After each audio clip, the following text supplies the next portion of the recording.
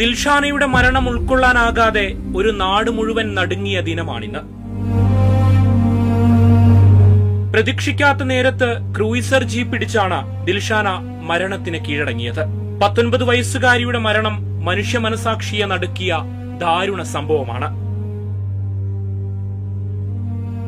ഇന്ന് രാവിലെ കമ്പളക്കാട് ക്യാപിലോ ഓഡിറ്റോറിയത്തിന് സമീപത്താണ് അപകടം നടന്നത്. രാവിലെ പാൽ വാങ്ങാൻ വേണ്ടി കാത്തുനിന്ന ദിൽഷാനയെ വാഹനം ഇടിച്ചു തെറിപ്പിക്കുകയായിരുന്നു.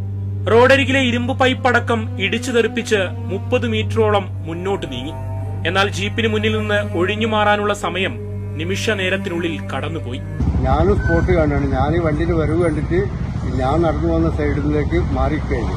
അപ്പോഴേക്കും സെക്കൻഡിനെ കൊണ്ട് സംഭവിച്ചു.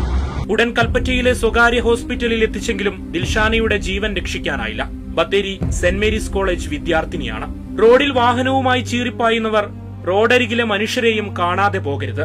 ഒരുപാട് പേരുടെ സ്വപ്നങ്ങൾ ഒരു നിമിഷം കൊണ്ട് ഇല്ലാതായേക്കും.